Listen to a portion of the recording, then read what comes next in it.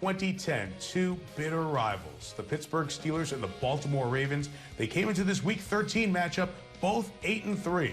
Table set, and as usual, these teams delivered. So is our team, Al Michaels and Chris Collinsworth.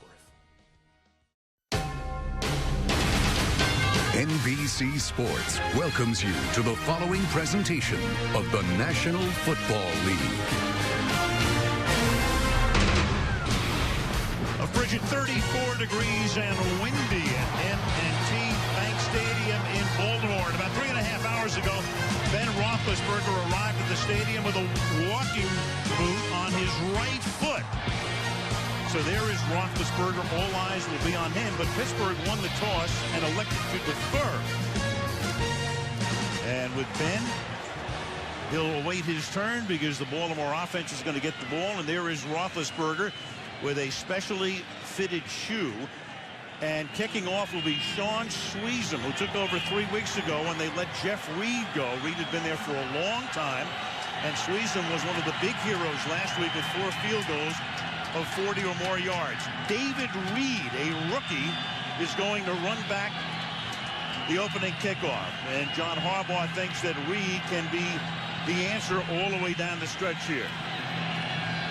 Drafted in the 5th round out of Utah, he will get the ball first tonight as he runs up and collects it at the 15-yard line and cuts across the field and gets around the corner, but a flag is thrown, and another flag comes in at the end.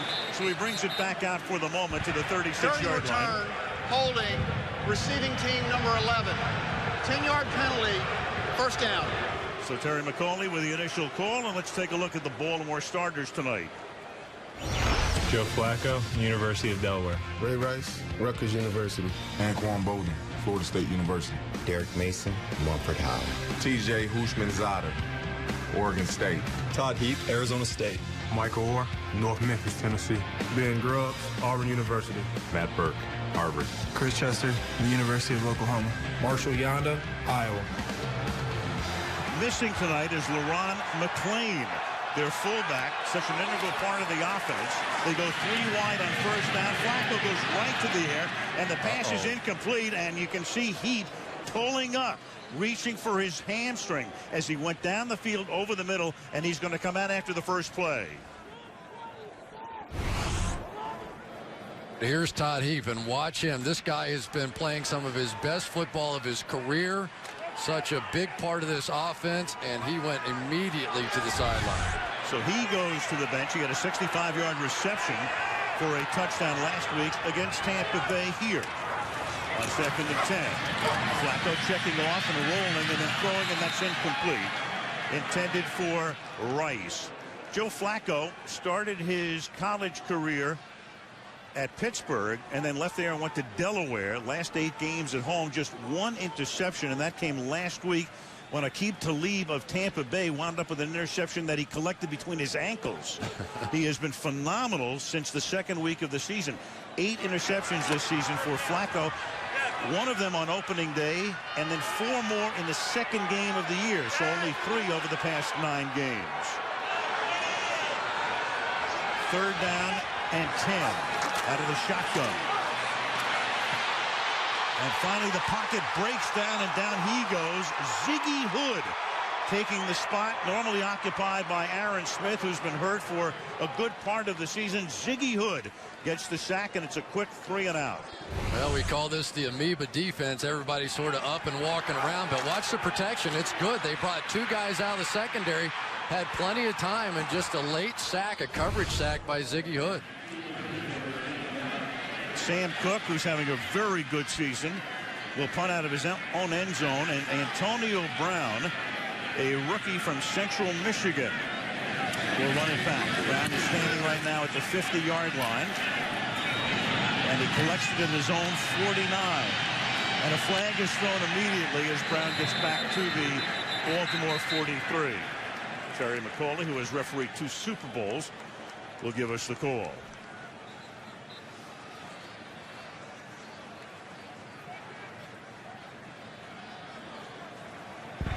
During the kick, holding, receiving team number 26.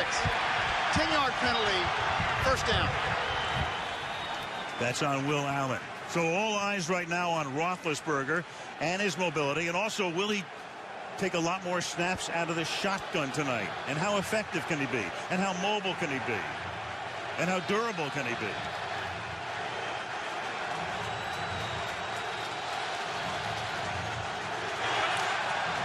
Starting from his own 38-yard line. Running back is Richard Mendenhall. And there's a short shotgun formation for Roethlisberger, who's 4 yards back, and he hands the ball off to Mendenhall up to the 40-yard line. And Ben was telling us last night, we're going to do something that's a little surprising at the beginning of the game, and there it was.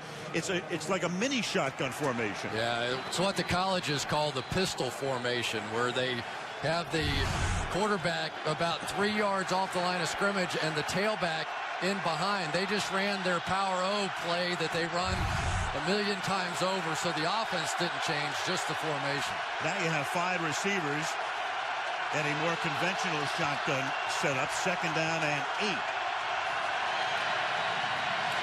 4-man rush, and the pass is behind the intended target, Heath Miller. Let's take a look at the Pittsburgh offense.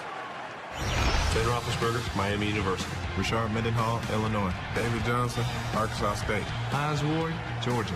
Mike Wiley, O'Perry Walker High School. Heath Miller, Virginia. Jonathan Scott, Texas. Chris Kimoyato, Utah. Marquise Pouncey, Florida. Ramon Foster, Tennessee. Flozo Adams, Michigan State. A lot of mixing and matching through the season along that offensive front.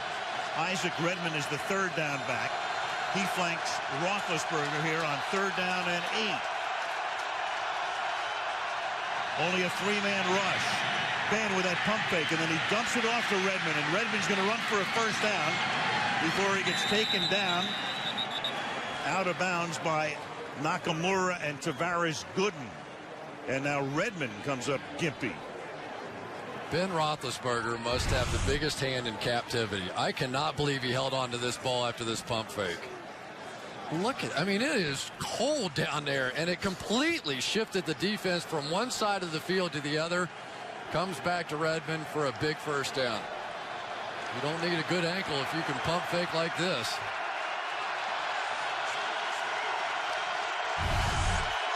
So far, so good. And again, the short shotgun or pistol here.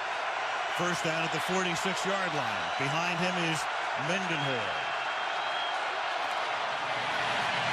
And Ben protected well. And that pass is incomplete. Intended for Miller. 2nd down. And let's take a look at the Baltimore defense. Altingata, Oregon. Kelly Gregg, Oklahoma. Corey Redding, University of Texas. Jarrett Johnson, Alabama. Ray Lewis, University of Miami. Jamel McClain, Syracuse University. Terrell Suggs, Duke and Downing University. Chris Carr, Boise State. DeJuan Landry, Georgia Tech. Ed Reed, the U. Josh Wilson, University of the Dirty Turk. Suggs saluting his parents, Duke and Downing. Terrell went to Arizona State. 2nd down and 10. And that's a 2 or 3 yard pickup from Mendenhall, who then gets shoved back. One thing about these two teams, Chris, obviously through the years, and especially that 2008 AFC Championship game, it's as physical as it gets. Yeah, and really, they're going to attack tonight. I mean, we've already seen Ben Roethlisberger. He doesn't miss as badly as we've seen him miss on 2 throws already tonight. I'm sure he's trying to get it figured out just how to push off of that foot, but very uncharacteristic throws on a couple of the first ones that he's had. Now you have Miller lined up in the backfield on 3rd down and 8 because Redmond went off. So they have to move the tight end into the backfield to stay in to block. And Roethlisberger will go down at his own 46-yard line. Haloti Ngata.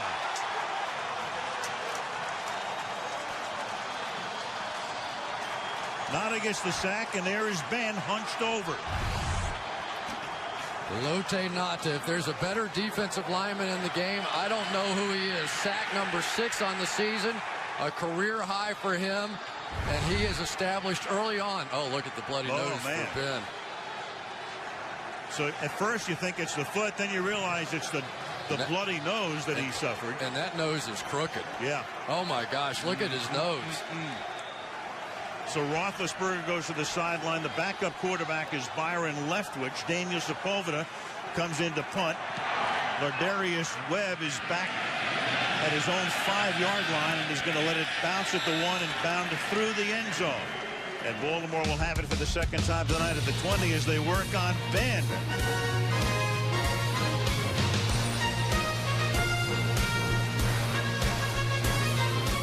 On Roethlisberger, his uniform bloodied, the bloodied nose and maybe a broken nose, and they work on him as Baltimore has it at the 20. Willis McGahee is the running back. Here, McGahee gets stuffed in the backfield by Troy Polamalu, the safety who comes in on the run blitz and knocks him down for a 4-yard loss. And let's go back to the Roethlisberger hit. Well, I can hear him screaming all the way from Pittsburgh here. All the fines, all the penalties on Steelers players. Here's a direct blow to the helmet of Ben Roethlisberger. Looks like it may have, at the very least, changed the shape of his nose. No penalty, no foul. Hit him with the right hand first and then the left hand. 2nd and 14, and there's a draw to the 22 as Ray Rice comes in, and a penalty. And that's going to go against Baltimore.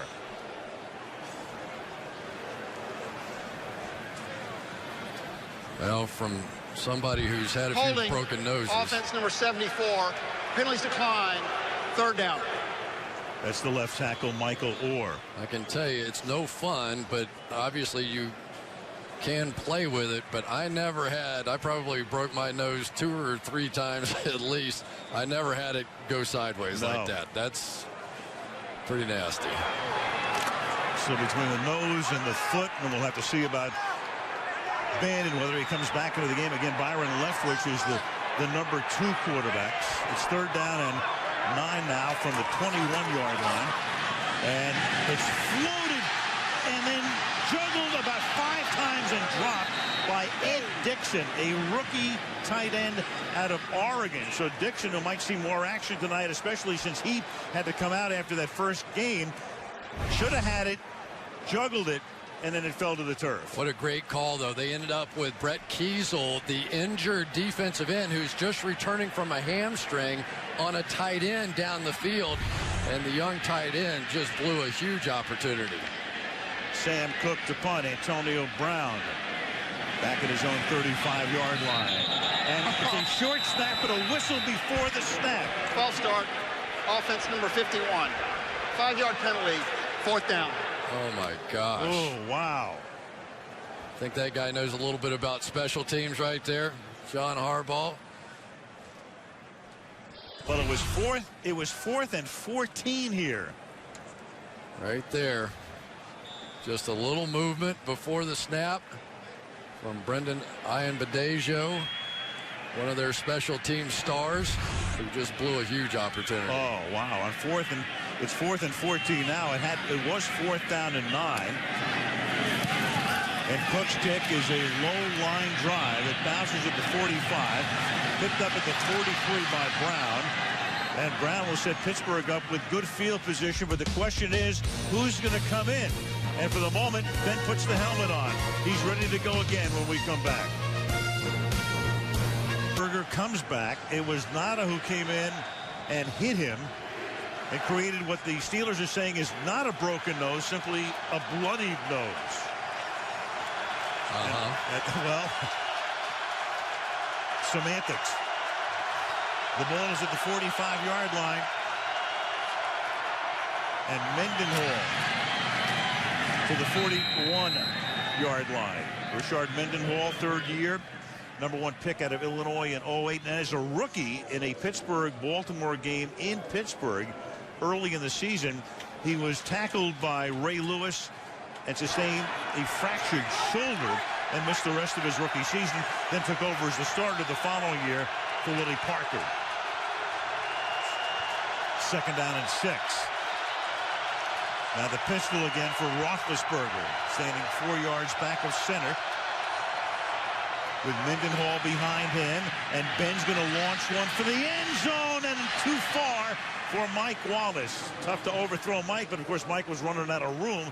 He'd beaten Ladarius Webb in the end zone. 3rd down and 6. Well, of course, Roethlisberger did not play in the first matchup, and Mike Wallace had several opportunities for big plays, but Charlie Batch couldn't get him the ball.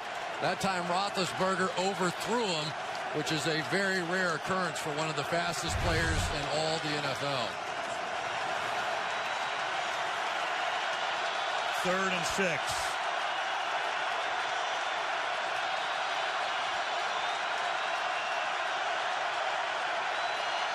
Steelers send 5 receivers out, and the pass is caught, snatched out of the air by Antonio Brown, a yard short of the 1st down at the 36-yard line. Well, Ben had no chance whatsoever. They've got the hot read coming off of the fact that Ray Lewis and one of the safeties was coming after him. Had to throw it quickly, got it out there, and Ladarius Webb did his job making the tackle before the 1st down. And in a game like this, you punt in this situation.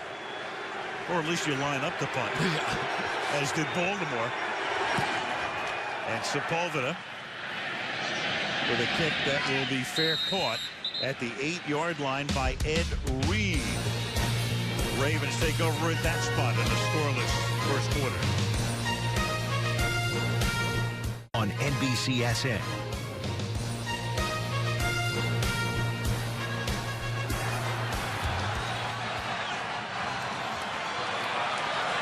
From the 8-yard line on 1st down, Willis McGahee picks up 2. Let's take a look at the Pittsburgh defense. Ziggy Hood, Missouri. Casey Hampton, Texas. Brett Kiesel, Grable High School. Go Buffs. Lamar Woodley, University of Michigan. James Ferrier, Virginia. Lawrence Timmons, Florida State. James Harrison, Kent State. Brian McFadden, Florida State. Troy Polamalu, University of Southern California. Ryan Clark, LSU. IT Swagger University. That Pittsburgh D, so good for so long. That run defense averaging 3 yards per carry against this season, and that's tremendous. Rice is the back on 2nd down and 8, and Flacco is going to take a timeout. Not in time, though. He got the timeout. Prior to calling the timeout, delay of game, offense, 5-yard penalty, 2nd down. John Harbaugh came here in 08. A surprising choice. He's been the special teams coach for the most part under Andy Reid at Philadelphia for a lot of years.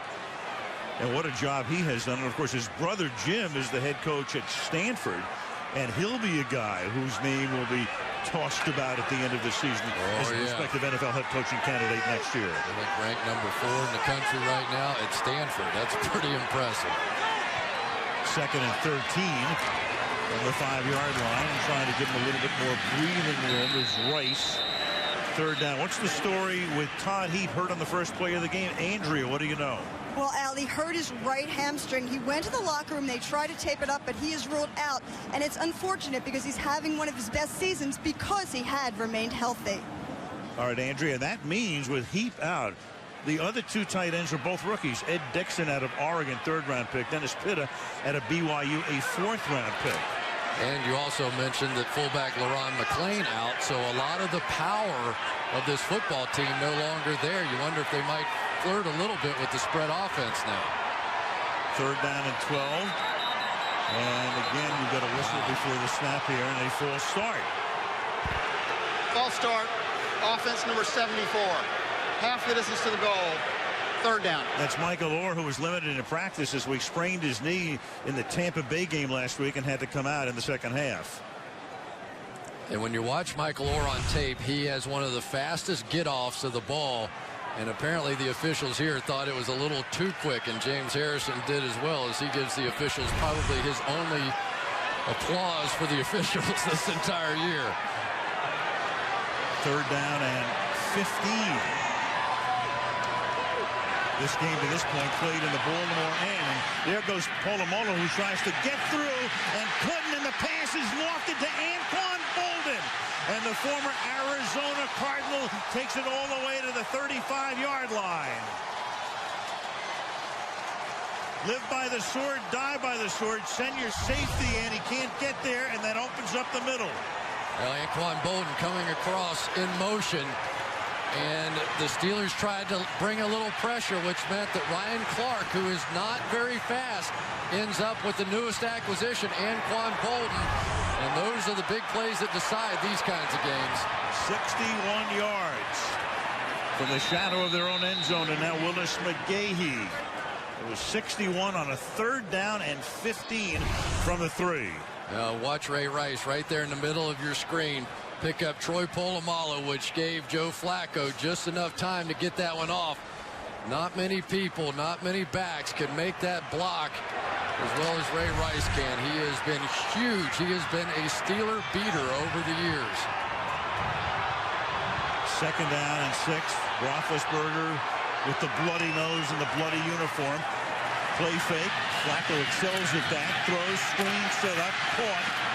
And this is the tight end, Dixon, who takes the ball close to the 25-yard line. And that will move the chains.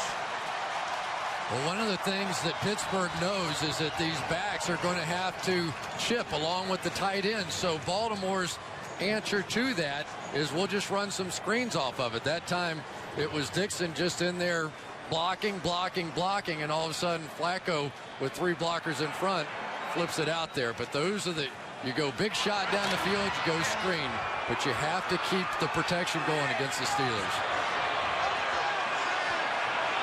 Under 5 minutes to play. No score. Opening quarter. Quick toss to T.J. Houshmandzadeh, former Bengal and Seahawk, for a gain of a couple. It was Houshmandzadeh who caught the pass from Flacco at the end of the game with 32 seconds left in Pittsburgh on October 3rd that gave Baltimore the win. And it was Bryant McFadden who was covering him who gave it up. You're going to see the old Pittsburgh cross blitz.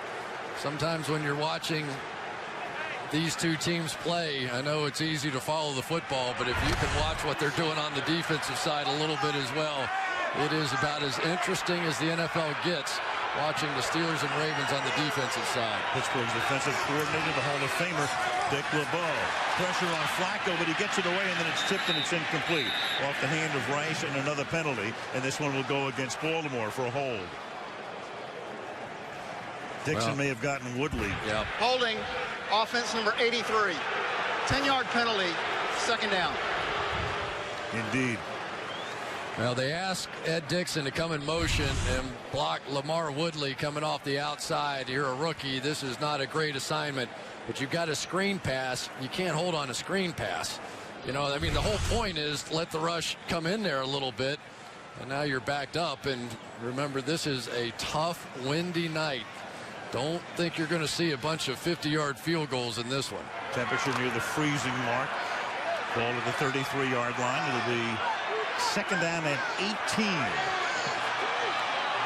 Flacco out of the shotgun. 3-man rush. Joe buys time. Looking and then throws, and the pass is caught. Hauled in at the 26-yard line by Houshmandzadeh. Gain of 7. It'll be 3rd and 11. Watch Lamar Woodley right here. This is what you're dealing with. And you've got Chris Chester, just a big professional guard, and he just gets mauled. Joe Flacco just stayed with this as long as he could. And that is some catch on the tail end. That's a veteran pro receiver, and they certainly have guys now that know how to make tough catches in tough situations. That's why they got Anquan Bolden, and why they feel like they were lucky to get T.J. Houshmandzadeh. Did he get both down with possession?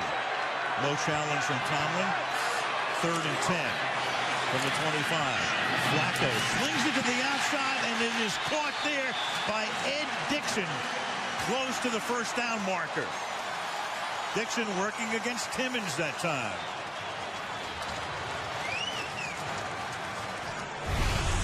Well, here's the rookie coming back and really doing what he does better. Ed Dixon is a much better receiver than he is blocker. That's a big play there. And then Michael Orr on the outside doing the best job that he has and trying to stay with Brett Kiesel, trying to stay with James Harrison with that banged up knee.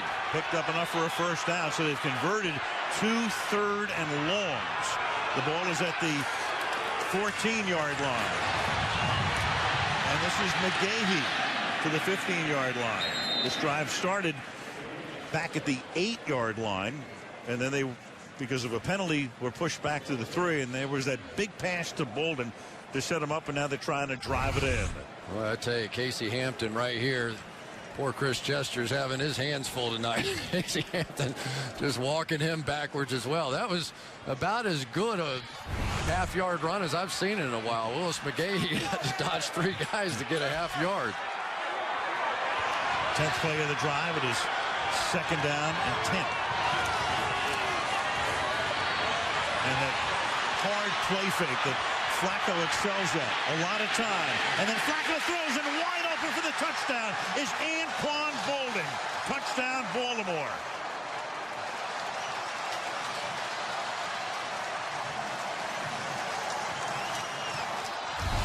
So many times if a receiver can get to the back of the end zone behind the defenders, go one way and then come back the other way, the defenders lose them. They watch the quarterback. That time they were watching Joe Flacco, and Anquan Bolden made this look easy. Watch him.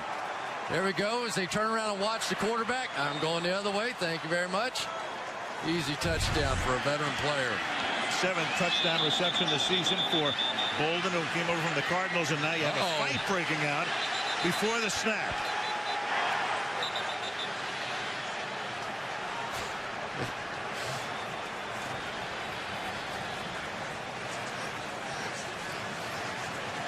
It's the Ravens and the Steelers sooner or later.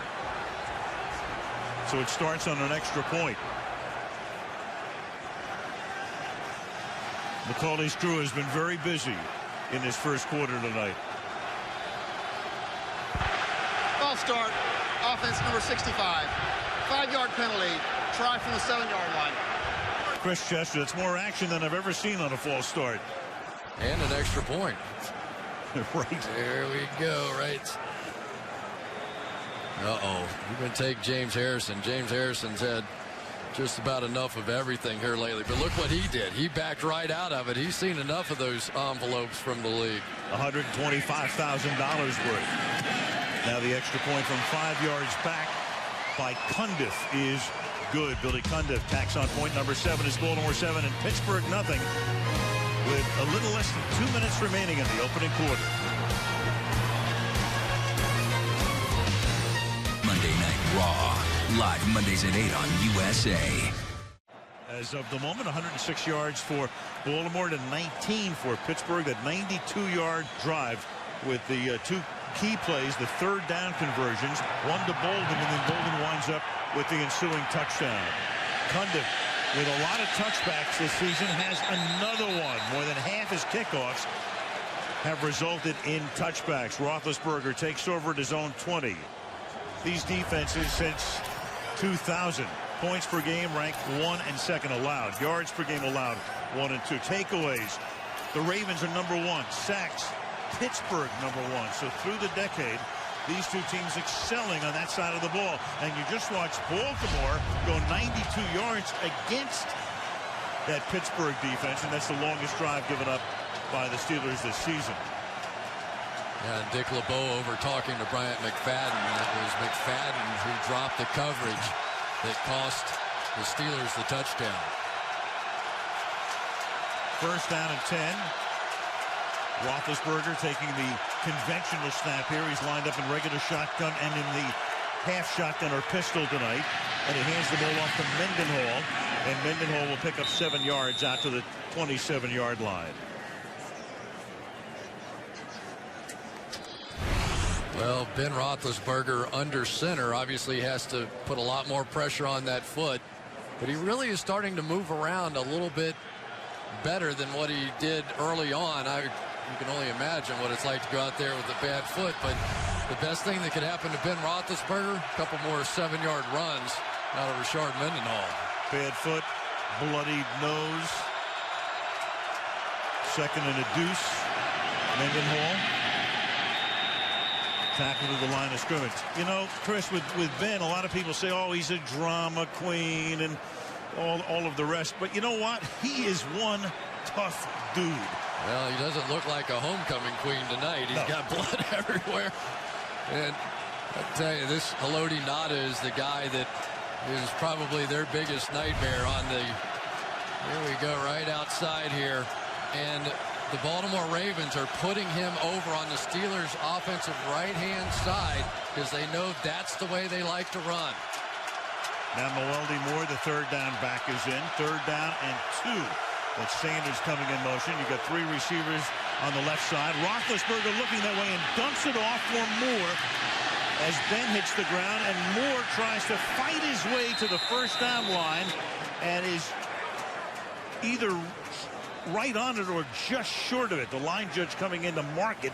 If the nose of the ball is on the 30-yard line, it is a first down. Terrell Suggs, meanwhile, planted Roethlisberger.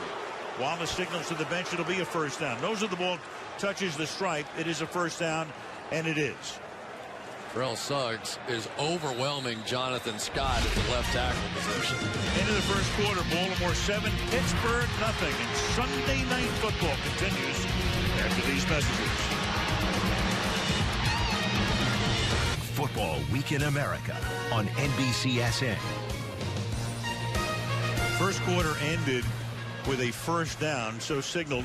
Here comes the call. After review, the ruling on the field stands. Baltimore is charged with their first team timeout. Well, the runner is stopped. Take a look again, and there's nothing that we saw in all of the replays we were watching during the break here that would allow the crew to overturn it. He's still moving. The ball gets obscured. The nose of the ball just had to reach the front edge of the 30-yard line because that series had started after the touchback, and there's nothing there to indicate that the ball didn't get there. Line judge came in, makes the call stands.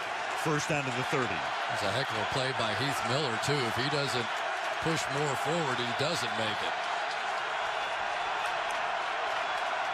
Now the pistol formation again. Roethlisberger's used it about a half dozen times tonight, and Mendenhall gets taken down immediately, and that's DeJuan Landry, who sustained a concussion last week in the Tampa game, and they had to keep an eye on him, and he had to pass the test this week to enable him to play tonight.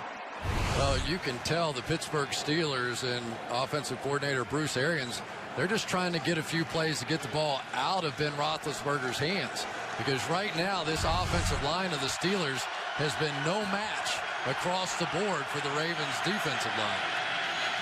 2nd down and 10.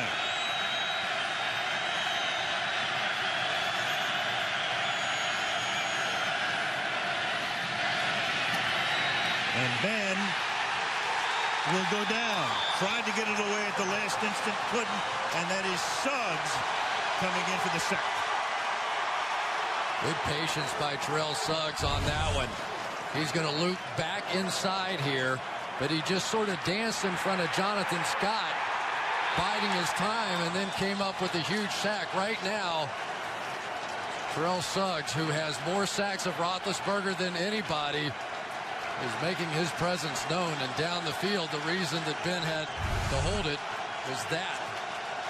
AFC Defensive Player of the Month for November gets off to a good start in December. Here's Redmond back in the game. He was hurt on the first series, and they give it to him, and Redmond gets out past the 30 to the 32-yard line. Started to break away, and then Ed Reed comes up to stop him well shy of the first down. You know, anytime you see a Steelers run, usually Hines Ward has something to do with it. They bring Hines Ward down so many times, and he makes those key blocks in there, and I just don't think that they are expecting to see Isaac Redmond run the football out of any formation. Darius Webb is back to receive the Daniel Sepulveda kick. Webb from the 15-yard line. Gets around the corner. Webb out past the 40 and gets banged down up at the 49-yard line by Arnez Battle. Good run back. Ravens will have it at midfield 2 minutes into the second quarter. 7-0 Baltimore. Stadium over the weekend. Dunbar winning the 1A title. McDonough, Wild Lake, and Urbana, the other state champions. Football weekend in Baltimore. M&T Bank Stadium has been the scene of all of the action, and it concludes tonight with the Steelers and the Ravens. First down from the 49-yard line as Flacco guns one incomplete, and the crowd wants a flag, and so does Derek Mason. He's covered by Brian McFadden. Well, so far, it's been Joe Flacco looking more like Ben Roethlisberger than Ben Roethlisberger. Watch him just buying time and giving Anquan Bolden time to find an opening, and it was Brian McFadden who had man under coverage. He should be looking at Bolden the entire time, no matter what. He flips his head to look back at Flacco. Bolden uncovers. Easy touchdown. Ravens' last drive, longest TG drive against the Steelers in the history of this franchise, and the pass is incomplete, intended for Dennis Pitta. Pitta, one of the two tight ends we talked about heaping out of the game after one play. Pitta, a rookie, and Ed Dixon, the other. Yeah, and the reason they drafted these two rookies this year was because of the 34 defense that they had to face in the Pittsburgh Steelers. They knew they had to sort of extend out those blocking schemes. There is Daniel Sepulveda, the left-footed kicker, and they're checking his right leg. He had that 53-yard boot, but a 35-yard return to set Baltimore up here at the 49-yard line.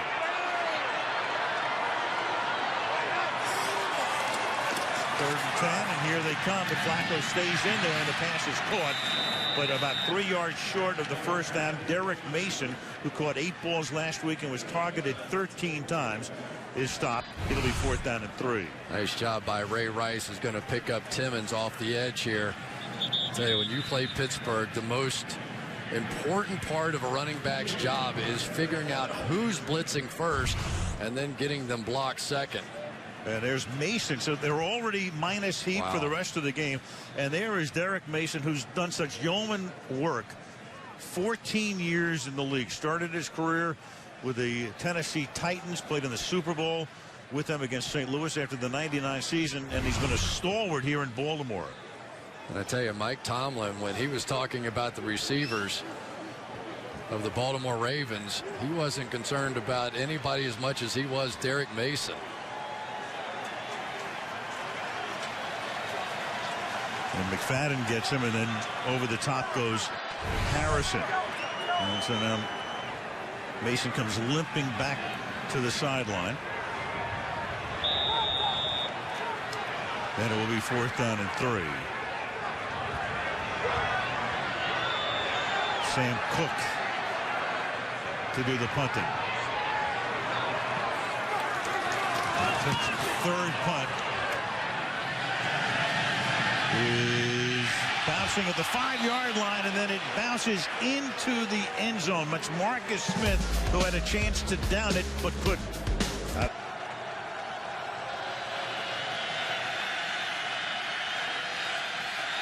From the 20, 1st down, Steelers. Then clean pocket and rifles the pass, and that is caught, and bowling balling in his way out to the 45-yard line is David Johnson, who is 6'2" and 260, drafted in the 7th round last year. Can play a lot of spots in the offensive sets. 25 yards. Without question, the best protection of the night for the Pittsburgh Steelers. 5 rushers, 5 offensive linemen, all of them blocked, and if you get that done, you come up with big plays. And so much for that bad foot and the bloody nose as he guns one over the middle for a gain of 25. And now he hands the ball off to Mendenhall, and Mendenhall goes absolutely nowhere, and there is Ray Lewis making his presence felt for the first time tonight. Ray Lewis, 15th season, one of the original Ravens, the team starting here in '96, 2-time Defensive Player of the Year. 30 or more sacks or interceptions, one of 2 players since 1982. And the Ravens have allowed under 4 yards per rush in every season since they came here and began the franchise as the Baltimore Ravens after moving from Cleveland following the '95 campaign. 2nd and 10. And that pass is caught, and it's close to a 1st down for Antonio Brown. And that other player we should mention who fits into that category with the 30 sacks and interceptions would be, of course, our own Rodney Harrison back in the studio. Not bad at all. But I tell you, the thing that impresses me so much about Ray Lewis is he's about what's good for the team. He tells Joe Flacco, do what you do. Don't worry about turning the football over. So far this season, the Ravens defense has not allowed a touchdown off a turnover. It's an amazing statistic. From the 45. Indeed, as the play fake to Mendenhall, and then Ben is going to roll, and Ben is going to throw this one away. And that is incredible when you think about it. Normally, because turnovers are such killers, but that Raven defense, every time this season that the offense has turned it over, they've at least limited the opposition to a field goal at worst. Yeah, and because you got guys like Terrell Suggs who can do this. I mean, Flozell is just, there's no way that physically he can keep up with the speed of Terrell Suggs. Terrell Suggs on both sides now, completely wearing out these Pittsburgh Steelers tackles. 10 minutes to the half, 7-0 Ravens. 2nd and 10. 4 receivers on the right side. The pump fake by Roethlisberger. Going deep, and it's going to get picked off at the 5-yard line. Intercepted by Josh Wilson. Acquired just before the season from Seattle. Intended for Antonio Brown. Forward progress takes him into the end zone, but they're going to spot the ball at the 2-yard line. Picked them up in a trade. They'd lost Dominique Foxworth, one of their starting corners, and then Wilson came over from Seattle at the outset of the season. And that was a huge trade. Fabian Washington did not work out either. And Josh Wilson's been getting the job done. The 2-yard line, and this is Flacco trying to buy some space here, and he gets 2 yards out to the 4. Well, Antonio Brown is going to do the job here on the release, but he also is going to fool Dwan Landry. A little out, up, but Josh Wilson never breaks stride. He just stays right with that throw, and the pump fake didn't affect him at all, and he comes up with just a huge play for this defense. But if the Pittsburgh Steelers can convert on the defensive end and pin them down inside the 10, that play wouldn't be such a huge negative for the Steelers. And despite the momentum of Wilson, you might be wondering, his momentum was taking him into the end zone. He wasn't trying to run it back. He's like a receiver at that point. It's where he has possession of the ball. Willis McGahee comes out to the 6-yard line. In the commercial break, and Harbaugh was talking to the officials about, hey, his momentum took him into the end zone, but that doesn't matter in that particular case. That's exactly right. My man James Harrison's starting to get a little fired up here now. You're going to bring over a rookie tight end and 2 of them and try and play me? Good luck. Holding and everything doesn't matter. Look how low James Harrison gets and just explodes into Dixon. 3rd down and 6.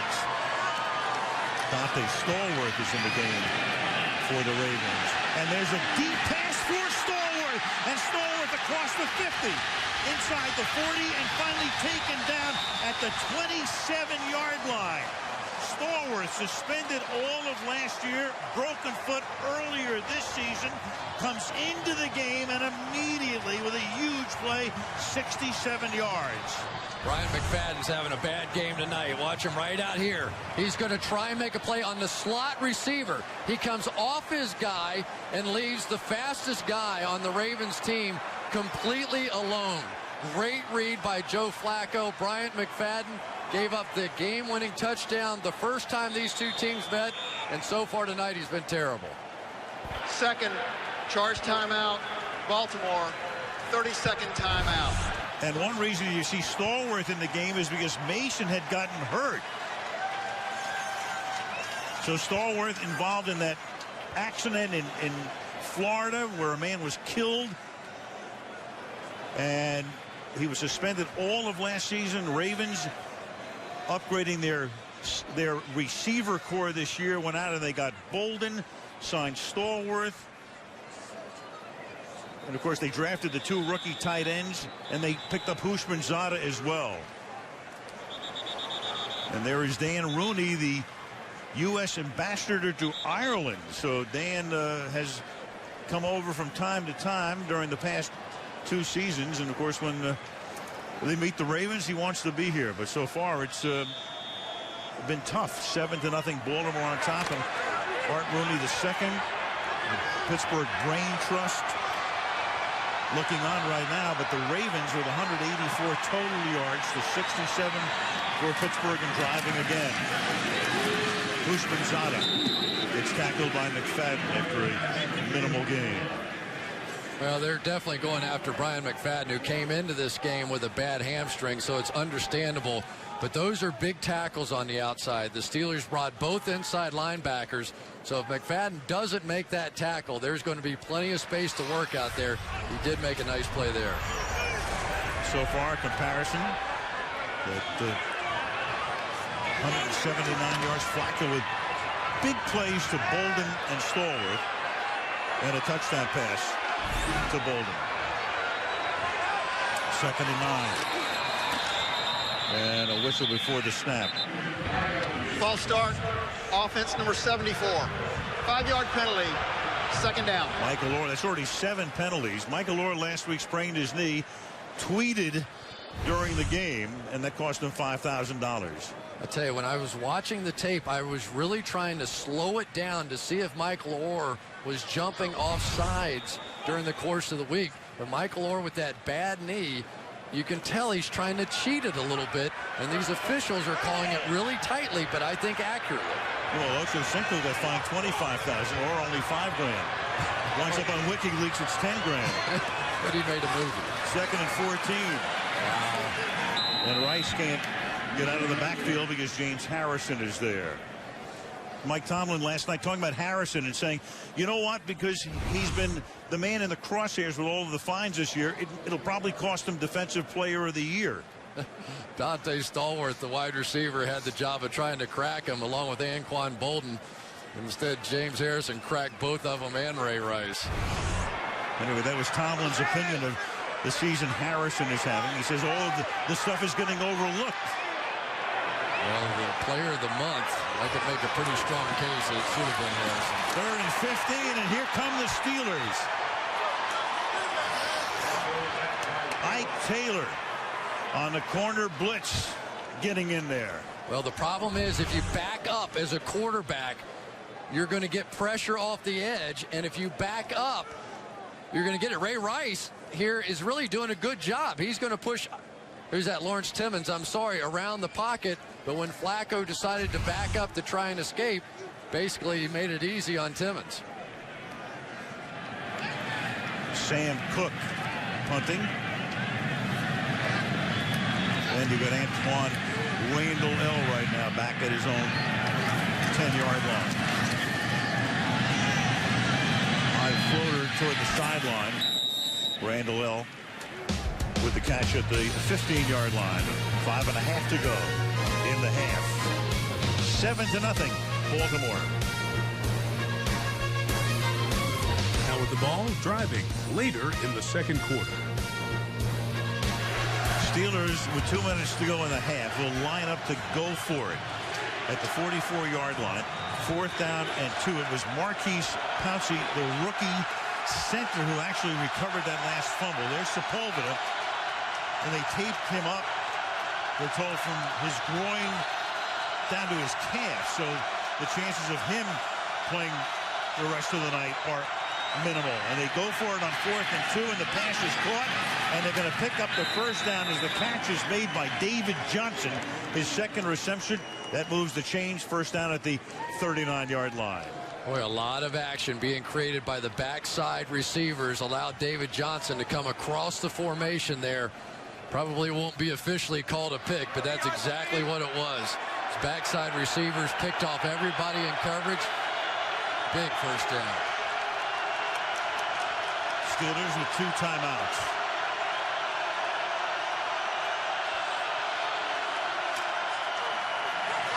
And Roethlisberger to the right side, and incomplete as the pass is thrown Emmanuel Sanders' way. Got behind the initial coverage and then been throwing it out of bounds. It'll be 2nd down and 10. It was really a good job by Ben Roethlisberger. They tried one of those out and up kind of moves on the outside. Unfortunately, he had the wrong safety coverage, so the safety hanging right there would have intercepted that ball. Ben saw it, just threw it away.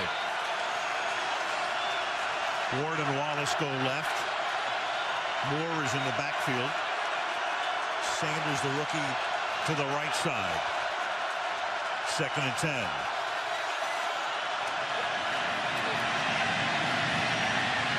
And look at that time for Roethlisberger. And the pass is incomplete. It was Sanders going across the formation deep down the field. Chris Carr covering on the play. 3rd down and 10. Lodi Nada now playing over Marquise Pouncey right here in the middle. They felt like Pouncey was a great athlete for a rookie. They didn't know how well he would hold up against Lodi Nada. I'd say pretty darn well right there. That protection was as good as you could get. You saw Suggs starting to come in, and then he backed off to go into coverage against the tight end Miller. 3rd down and 10. 6 defensive backs in for Baltimore.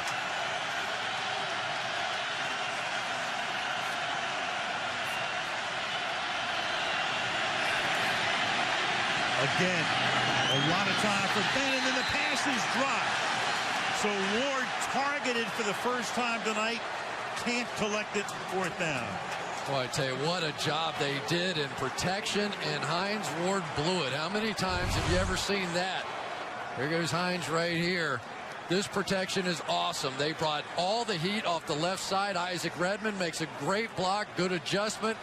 Right between the 8 and the 6. Unbelievable. And now Sweezum, who is their place kicker, has to come into punt because of the injury to Sepulveda. He punted 3 times as a Redskin last season, and the kick bounces at the 6. There's a flag on the play, and the ball is down at the 2-yard line. But the penalty is going to be against Pittsburgh. Holding prior to the kick. Offense number 97. 10-yard penalty. 4th down. Holding call against Jason Worlds, and Sweezum to have to kick again. So against Sepulveda with that right leg tape, Sweezum signed 3 weeks ago. Ladarius Webb is back this time to return the kick, and Webb collects it and then drops it at the 11-yard line and gets taken to the ground at the 15-yard line. So Baltimore with 46 seconds, and they have 1 timeout. Is it the shoe? Sweezum sitting on his couch 3 weeks ago, and all of a sudden he's the field goal kicker, the punter. And a lot of purple coming after him.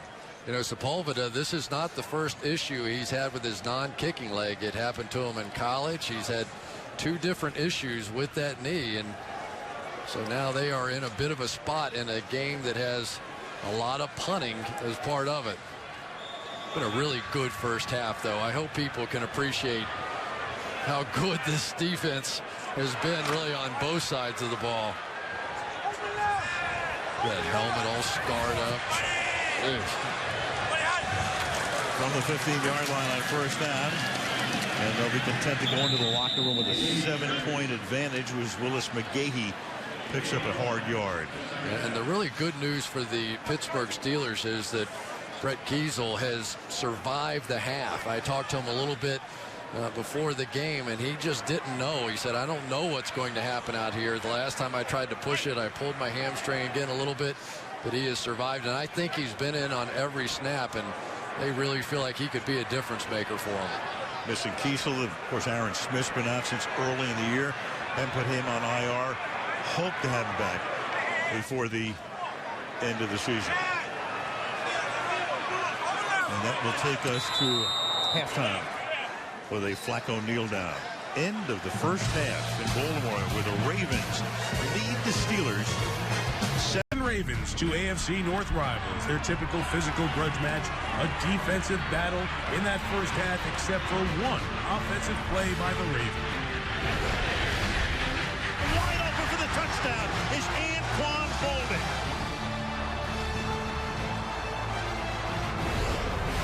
And that is Suggs coming in for the sack. Well, Suggs, who has more sacks of Roethlisberger than anybody, is making his presence known. Going deep, intercepted by Josh Wilson.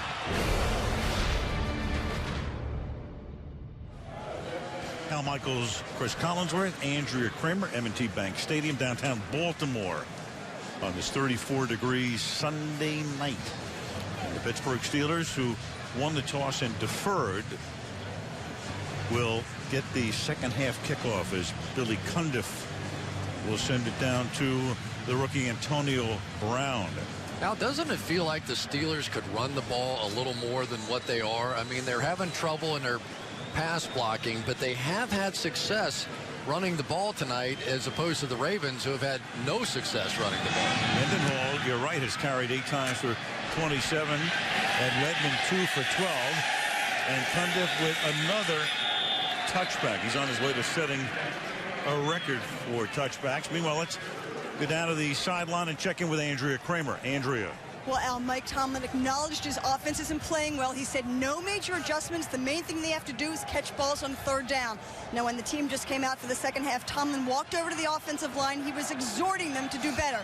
As for the punting situation, he thought Sweezum would continue to punt, but he expected Daniel Sepulveda to hold for place kicks. So Sweezum punted at the end of the first half. Meanwhile, for the Ravens on their side, Derek Mason came out of the game, and the Ravens are telling us nothing about his condition. And Todd Heap, of course, is out of the game after the first play of the game, the tight end. On 1st down, they give it to Mendenhall. He's out to the 25-yard line. It'll be 2nd down and 5. Well, the first half really dominated by the Ravens defense and their studs. Ray Lewis was fantastic. Terrell Suggs, completely dominant. And Haloti Ngata with a big hello to Ben Roethlisberger there. The big Haloti.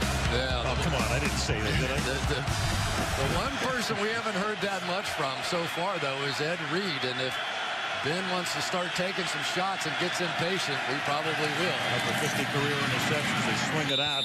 And this is Mendenhall making the catch. Tackled by Gooden. Remember, the game starts, and the big storyline is Ben Roethlisberger in the walking boot all week. The specially designed shoe. That shoe is 1.5 sizes larger than it would normally be. And the bloody nose on the first series, and yet here he is, 10 out of 20 for 101 yards. And he's been lining up in this formation, known as the pistol in college football, a short shotgun. He's done it about 10 times tonight. And over the middle, that pass is caught up at the 47-yard line, and finally Hines Ward makes a catch. His first catch of the night. He's covered downfield by Ray Lewis.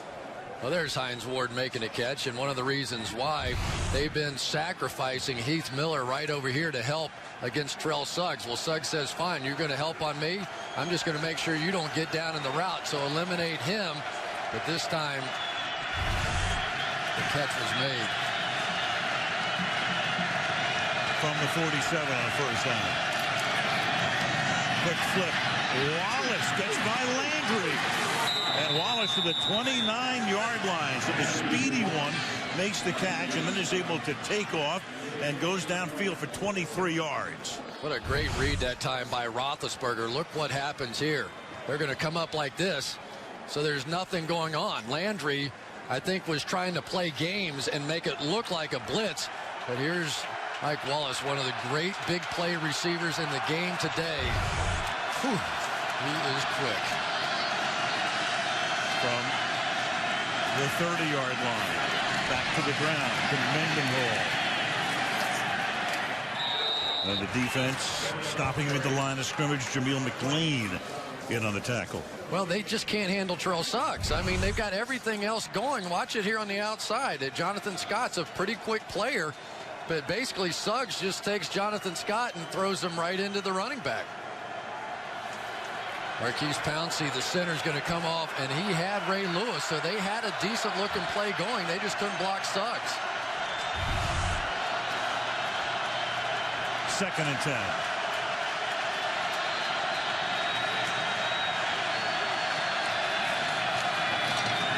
Mendenhall over the left side this time, taken down hard at the 27-yard line. The Steelers, interestingly, this season in the 3rd quarter total, they've scored 16 points. In 11 games, they have 1 third-quarter touchdown that came against Cleveland. The Ravens, meanwhile, have allowed only 12 third-quarter points. Look at all the stuff on the left-hand side, but Terrell Suggs goes to the weak side of the formation. So no matter how hard the Steelers are trying to block him, he keeps going to the weak side, and they don't have blockers on that side, so he ends up in those one-on-ones. Time defense for the Ravens on 3rd down and 7. Blitz, here they come. Roethlisberger hangs in there, and the pass is incomplete. The rookie Sanders can't make the catch. Wilson with the coverage. It'll be 4th down and 7 at the 27-yard line. Here comes the field goal unit. Sepulveda will do the holding now at the 35-yard line. So a 45-yard attempt for Sweezum, signed 3 weeks ago to replace Jeff Reed, and he kicked 4 from 40-plus last week to beat Buffalo. And now Sepulveda is going to take a timeout. Oh, boy. Charge timeout, Pittsburgh, 30-second timeout. Pretty interesting. His timeouts in the second half are golden. Yeah, and I tell you, that play was set up, and the reason they're having to try this field goal, basically another 3rd down drop by the receivers. We have seen that plenty so far in this game. And when you're playing a defense like the Ravens and your quarterback is bloodied and trying to fight his way through it, it's not good. Well, whatever Tomlin's, so Tomlin's the guy who calls the timeout. I would guess it had to be the clock. Either that or he didn't have 11 guys on the field.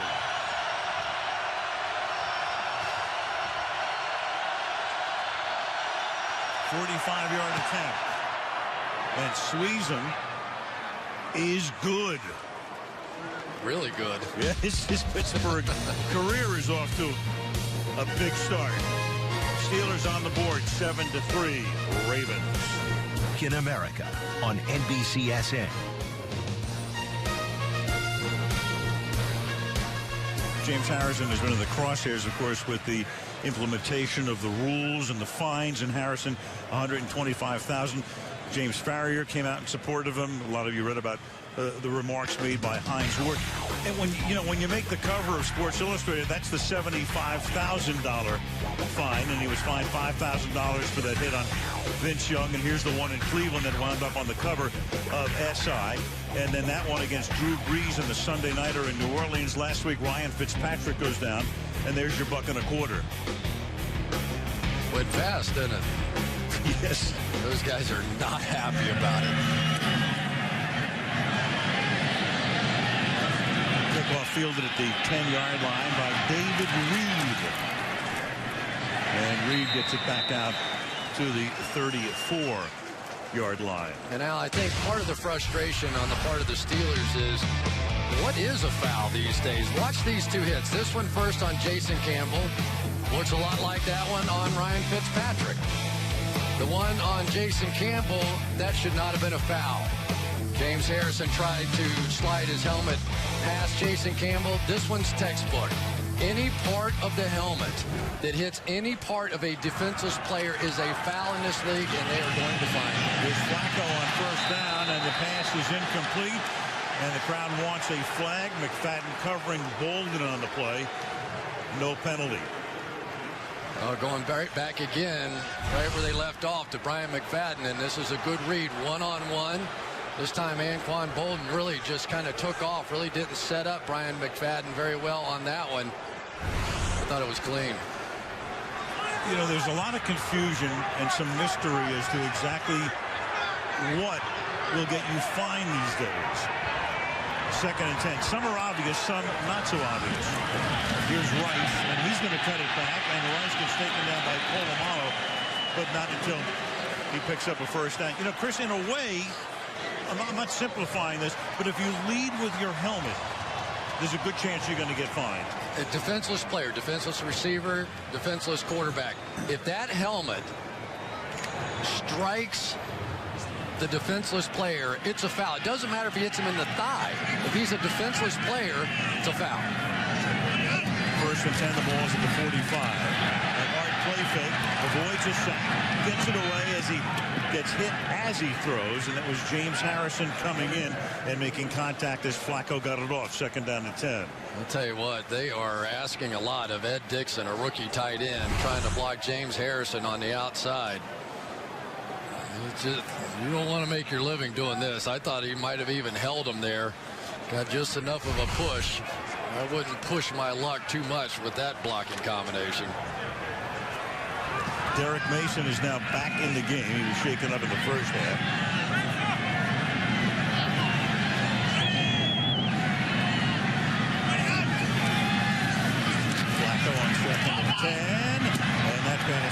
incomplete with coverage by Taylor that time.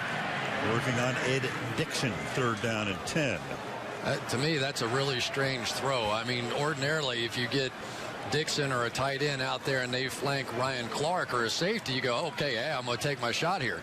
You go out there against the best cover guy that the Steelers have, and Ike Taylor, you go somewhere else. There's just no reason to go here. And they went 3 by 1 with the 3 big guys on the right side. Figured they'd sneak one to the left side. I think Dixon was as surprised as anybody. Not against Ike Taylor from Schwagen. 3rd and 10. And that is caught by Mason. And again, they go to work on McFadden with success. When you talk to Mike Tomlin, he said if the Ravens have big drives, they'll have at least one 20-yard throw, typically to Derek Mason down the field. Again, working against McFadden. Pretty throw. And James Harrison, this time from the stand-up position, took Marshall Yanda and just drove him into the ground. But Yanda provided enough time to get it off. First down, 39. Rice with 3 yards to the 36-yard line. Polk makes the stop.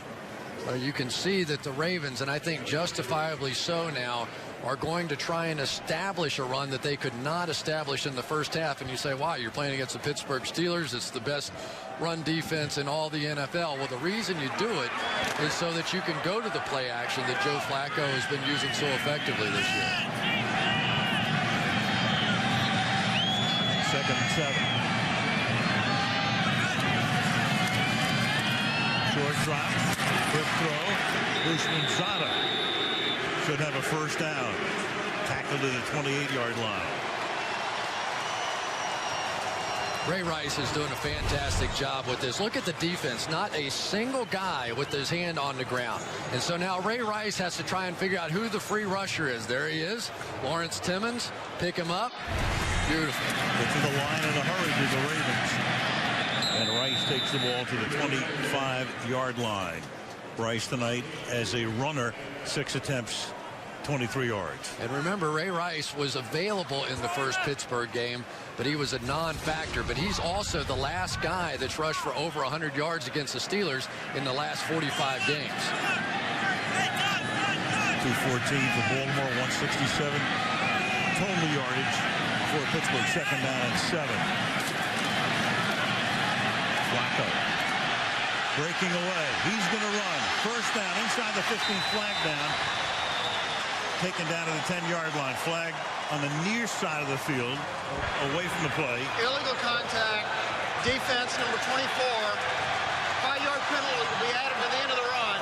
First down. Ike Taylor on the other side of the field. First down. Ike Taylor well down the field working against T.J. Usman-Zada. There it is, the shot to the face, and it was down the field. But I tell you, Joe Flacco's mobility tonight has been the difference. Who would have believed in a game between Ben Roethlisberger and Joe Flacco that would have been the mobility of Flacco that really has been the deciding factor? He is really coming of age. Oh, yeah. Oh, yeah. First and goal, the ball is at the 6-yard line. Flacco throwing a fade, and the pass is incomplete, intended for Bolden. Polamalu blitzing on the play. 2nd and goal. And that time Ray Rice either went the wrong way or just didn't see it. Nice job by Flacco. Just get it out of there. Troy Polamalu coming off this edge right here is going to come in unblocked. And Flacco sees it just in time to throw it away.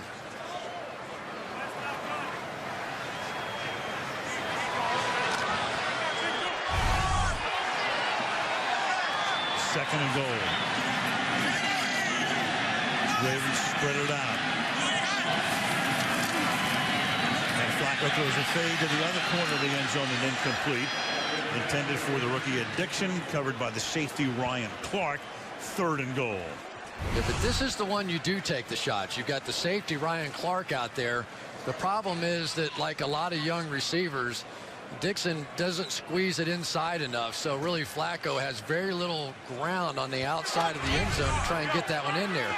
big tight end, go in there and just blow up Ryan Clark and then do a little fade, and you'll have a lot of green grass or whatever that stuff is out there. Ursad's grass. 3rd and goal. And Flacco in trouble.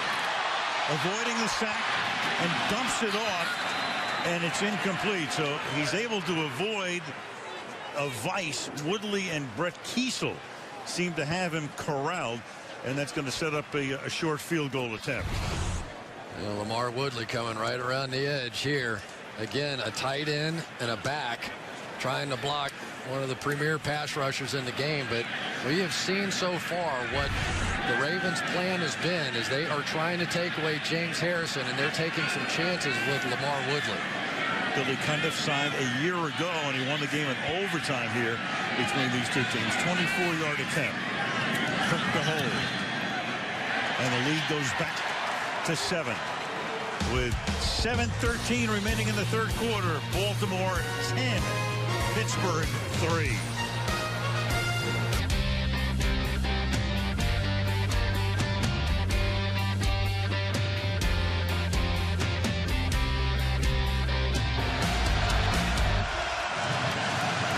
First place in the AFC North.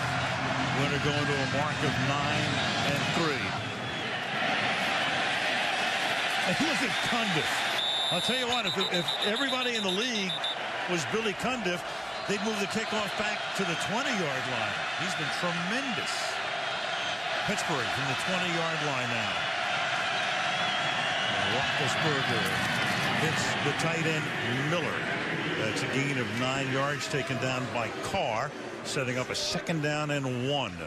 It's like they're going a little hurry up now, too. And really, Al, the difference in this game, to me so far, has been the 2 drops on 3rd down. In a 1-touchdown game, those plays make a huge difference. The missed opportunities, they're down by 7. 2nd down and 1 from the 29-yard line. Rashard Mendenhall tries to go to his left, and that's a loss of 3 yards. Jared Johnson, the linebacker, stopping him. 3rd down and 3.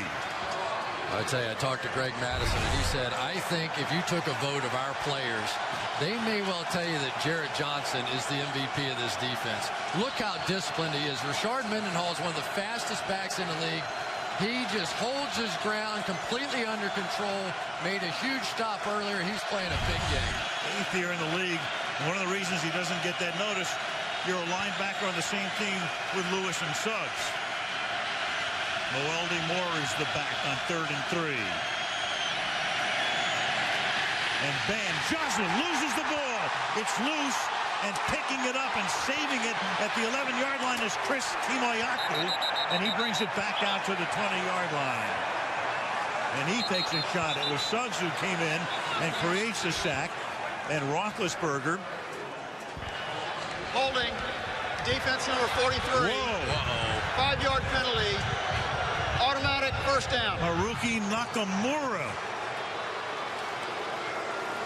Oh, boy, you just cannot grab the jersey.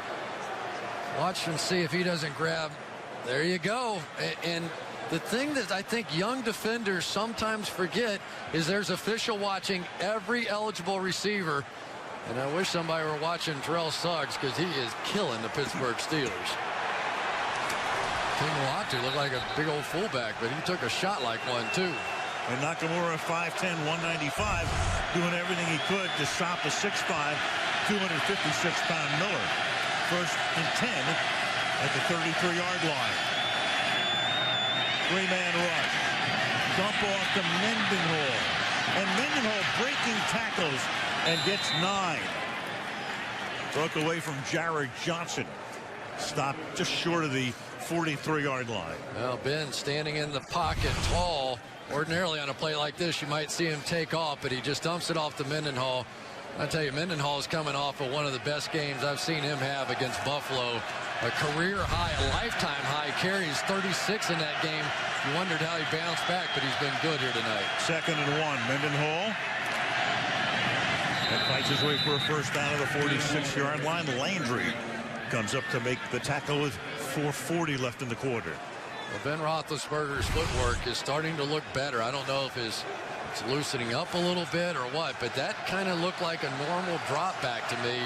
So maybe we can see some of the old Ben Roethlisberger now. 46-yard line. First down.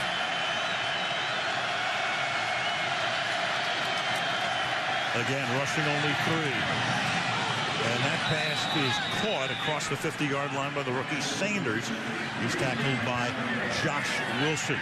Well, the Steelers that time go to the empty backfield. They're going to spread out some of these big guys that they're having trouble blocking. And that was the ball that Sanders had dropped earlier on third down. This time he made the play. Steelers going up tempo, and it's a good drive to this point. 2nd and 1. Again, and this time he'll get stuffed by Lewis. Ray Lewis. Greg Madison, the defensive coordinator. It's as good a compliment as anybody can get. I mean, we all know about Lewis. He's going to go into the Hall of Fame. He said he watches film like a coach and he listens like a rookie. And he hits like a tank. Right. Yeah. He's only done it for 15 seasons. 3rd and 1. Redmond is in the backfield. Give it to him.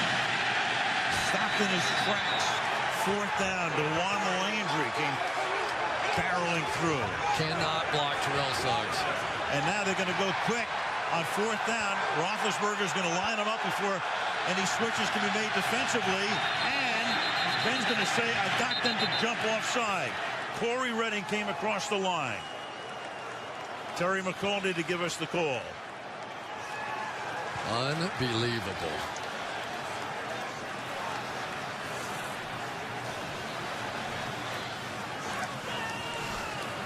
Who moved first, Adams or Redding? Neutral zone infraction, defense. 5-yard penalty, first down. Redding. Everything was a bit unsettled. I think that they couldn't tell. Did the ball come out on that last play? It's almost like they were going to the hurry up to try and cover up something or catch them without being able to substitute. I'm not sure, but whatever it was, it worked big. It worked big time. 1st and 10 at the 40-yard line.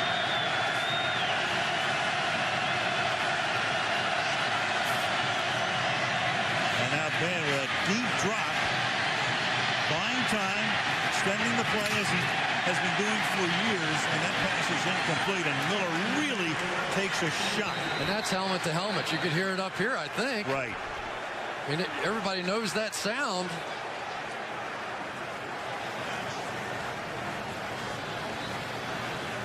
And you saw the Ravens waving immediately to the Pittsburgh bench to get help out there. Back again, it's McClain, the linebacker, who comes in helmet to helmet here. Well, even if it's not helmet to helmet, it's a defenseless player. Shoulder pad, forearm, or helmet to the head is an automatic penalty. And to get, I didn't see a flag. If there is one, it's buried down there, is unbelievable to me. That was not called. That is by the very definition of what I've been told. Defenseless player, either the helmet, the shoulder pad, or the forearm to the head. That is a foul, and that's the second one tonight that has not been called on the Baltimore Ravens. And I'm sure the Steelers fans are going, what the heck?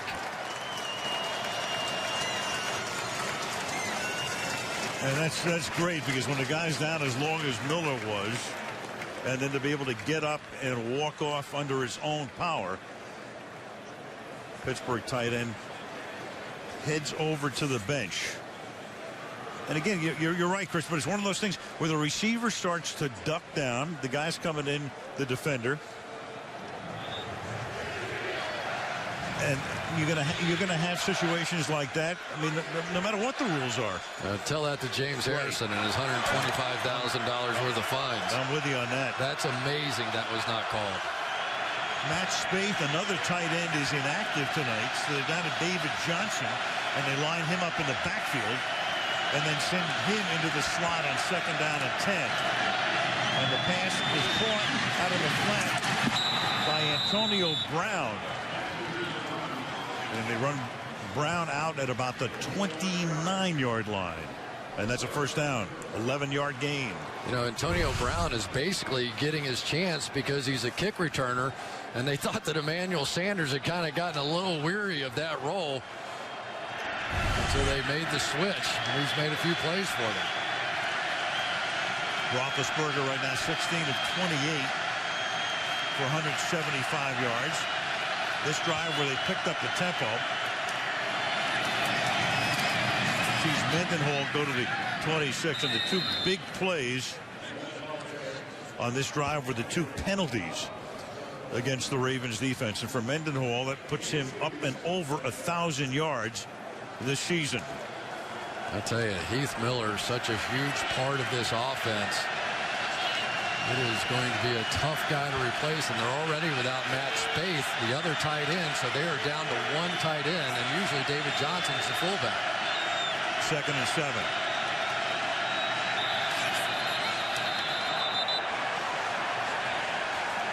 And you got a full start here. False start. Offense number 73. 5-yard penalty. 2nd down. Right guard Ramon Foster, who's been staring into the eyes all night of Lodi Nada. Key plays on this drive. Early on, there's Nakamura's pulled on Miller. There he was grasping his shirt as Roethlisberger went down and fumbled. And then on the 4th and 1, they line up quickly, and they're able to get an encroachment foul.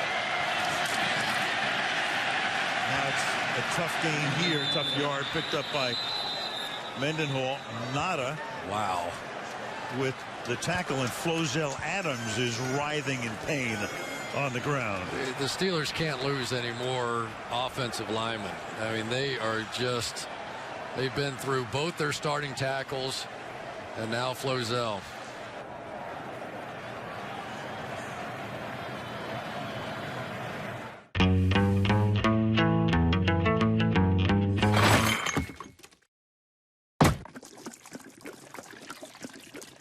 Almost spilled the almost milk. Chobani Oat tastes like milk without the dairy.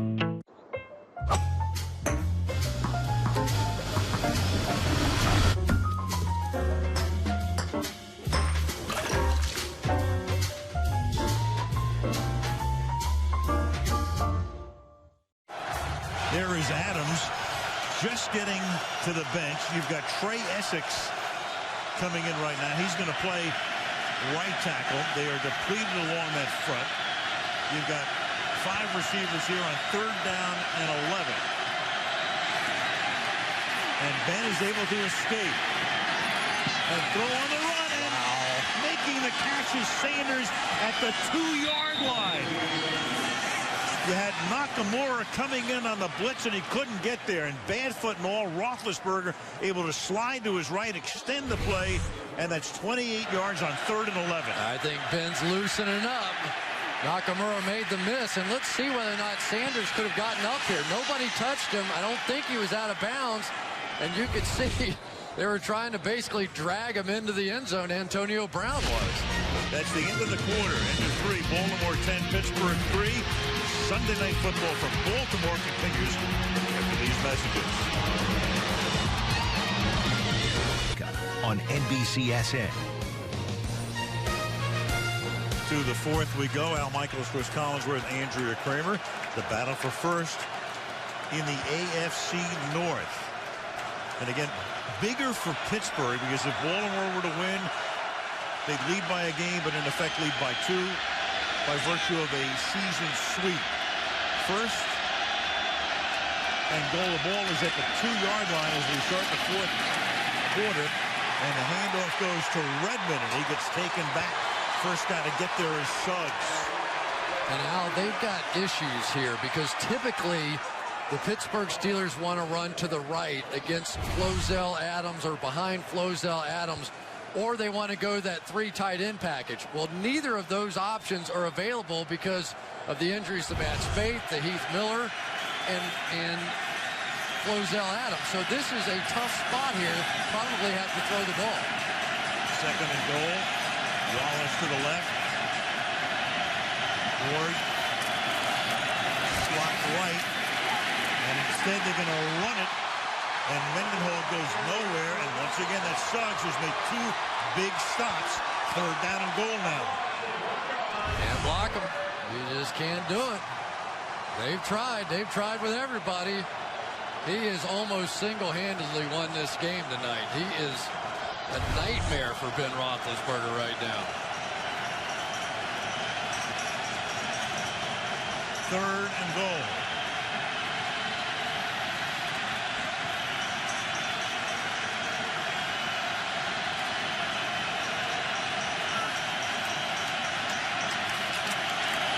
Quick flip. Wallace stuffed at the 1.5 by Landry. 4th and goal. They are going to kick the field goal here. This is just, we'll give it a shot. Put your head down. And if Wallace doesn't do that little dance to start with, you never know. He made it to about the 1.5 as it was. I don't know who he's juking there. It's one of those, maybe you put a big old guy like Hines Ward out there and say, Hines, go give me 5 yards. Landry and Fabian Washington stopping him. Squeeze him for a 19-yard field goal attempt. Sepulveda holding. It's a low snap. Sepulveda gets it down, and the kick is just inside the left upright to make it a 4-point game. 10-6 Baltimore, early 4th.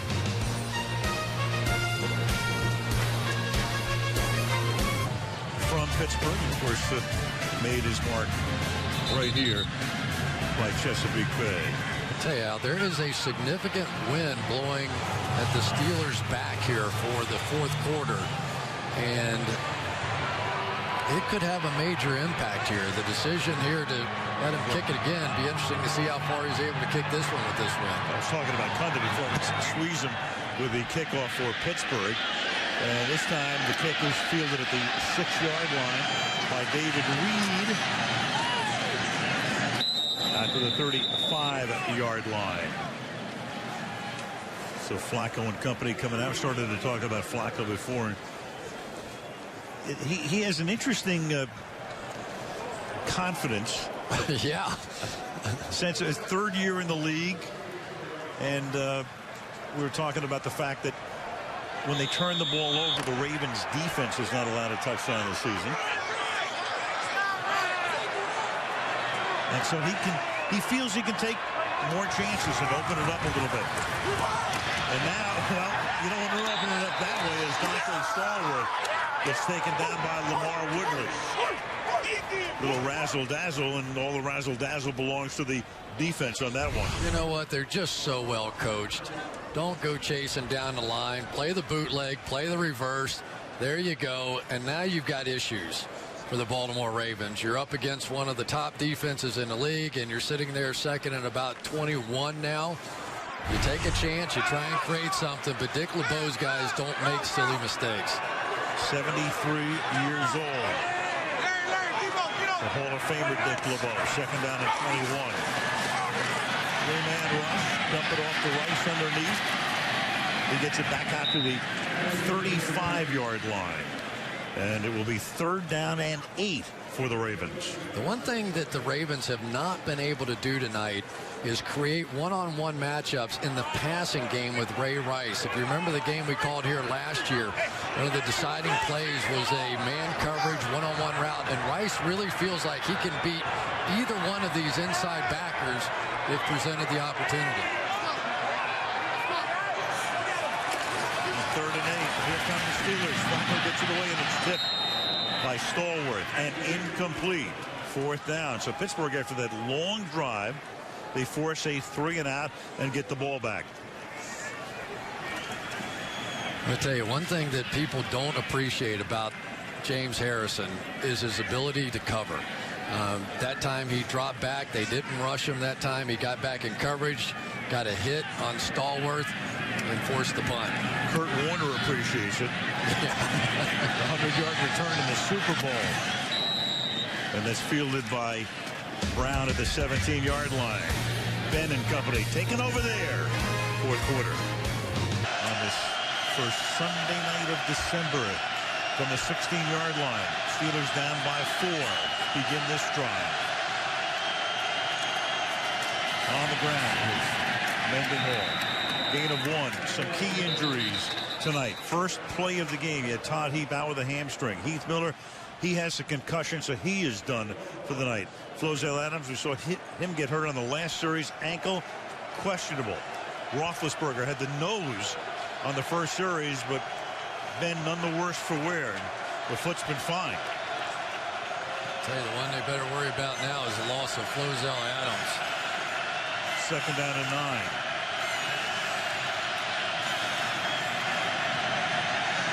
Ben underneath drop, Mendenhall. Hey Chris, you were mentioning you couldn't believe that they didn't call a foul on the hit by McLean, the linebacker, on Miller, and here it was. Carl Johnson, the head of officials, has told us within the last few minutes that there should have been a foul called on that play. Yeah. Absolutely. Yeah. Which also means that McLean's going to probably get a fine. Oh, yeah. Not probably. 3rd and 9.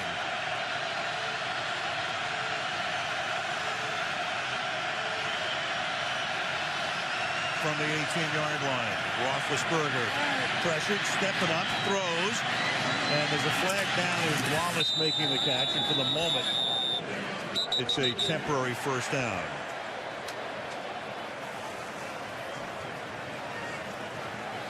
Illegal formation, offense, 6 men on the line of scrimmage.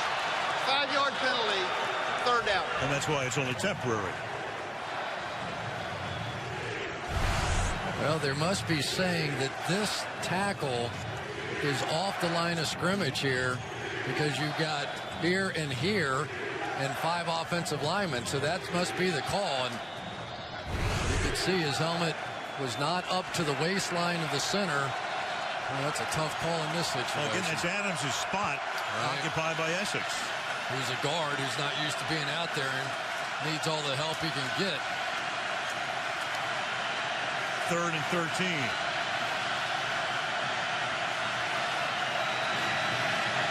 Three-man rush, 8 covering, then extending, chased by Suggs, lost one, out of bounds. Good defensive series for the Ravens. Well, Marquise Pouncey is one of the premier young players in the game, but Haloti Ngata, for my money, is the best defensive tackle in the game. He just took Pouncey and drove him straight back. And on the back end, Ed Reed was sitting and waiting for the interception. Roethlisberger saw him and threw it out of bounds. There's the ball to the herd. Here comes Sweezin, second punt, and he just does get it away. It's not a thing of beauty, but at least it gets it across the 50-yard line, and it scoots out of bounds at the Baltimore 48. 9:46 left in regulation. 10-6 Baltimore. There are times when our You're watching Football Week in America on NBCSN. Baltimore, Maryland. On this Sunday night, 1st and 10 for the Ravens after Sweezin's 39-yard punt. And Rice takes the ball into Pittsburgh territory. You know, we've talked about it. Excuse me, Al. We've talked about a little bit how they're trying to block James Harrison. You see they bring the extra offensive tackle in over here and move a tight end there, which really means that Lamar Woodley should be making even more plays because he has the tight end there. But when he comes up the field, it just creates a little opening. Of course, he's got a lot of help in behind him, so he's not too worried about that. And there is Flozell Adams going back to the locker room. 2nd down and 7. Runs into a lot of traffic and gets back to the line of scrimmage. Tackled there by Farrier as we tick down under 9 minutes. It'll be 3rd down and 6. Well, James Farrier, for an older guy, makes about as many plays as you'll see. He's got to be 34, 35 years old, something like that. Yep. And you put on the tape and you don't see it. Most guys that age, you see it. But James Farrier, he can still run, and he catches plays from the backside just like he did there. 14th year in the league. But his college football at Virginia, 3rd down and 6. Blitz. Flacco has that one tipped by Kiesel. And that time you had Timmons racing in to put the heat on. You sure did. And Ben Grubbs just saved Joe Flacco. I mean, with the last second, watch him right here. Timmons going to come around, and Grubbs sees it right at the last second, gets just enough of him to knock him off. Game of inches sometimes down the field. But Kiesel making a play that they were hoping he'd make, knocking down a few balls too. Took the punt. Randall L. back. Calls for the fair catch at the 12-yard line. 8:14 remaining in the fourth quarter. Baltimore by 4. Fourth quarter. Hines Ward has only caught one pass tonight and been targeted but twice. From the 13, they begin this drive with a pass to the right side. That's caught by Wallace. He gets tackled at the 20. Gain of 7.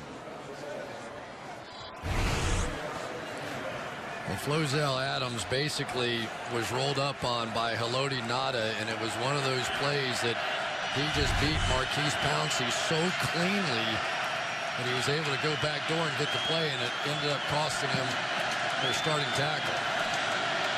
Second and short from the 20-yard line. Rushing 4. Then able to pull it down again. Finds Wallace. Escapes. Out past the 40 to the 42-yard line.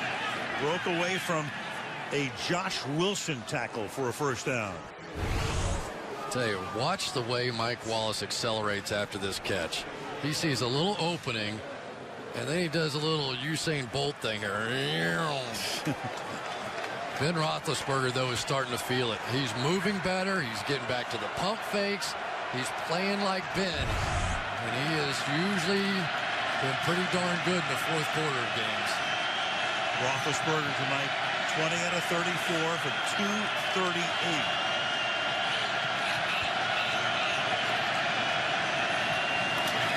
Mendenhall gets jammed up. Lewis is right there at the line of scrimmage. Give him a gain of 1. Second down and 9.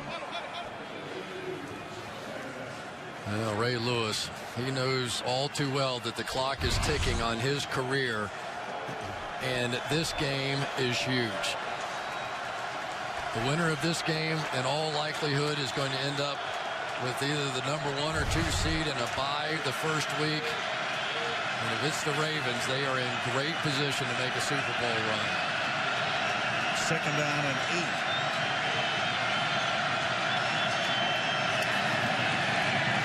Roethlisberger feeling it, stepping up, and tackled at the 44-yard line. That's Corey Redding forcing the issue and getting credit for the sack, a 1-yard sack. Unbelievable. The receivers ran into each other. You got Hines Ward going to come across the field, and he's going to run right into David Johnson, the tight end. They were trying to pick him off, and they ran into each other, and then Ben had nowhere to go with the ball. And Johnson in there in this circumstance because of the concussion sustained by Heath Miller. Third down and 10. Here come the Ravens. It's dumped off on the outside to David Johnson, and he gets taken down at the 50-yard line by Dewan Landry.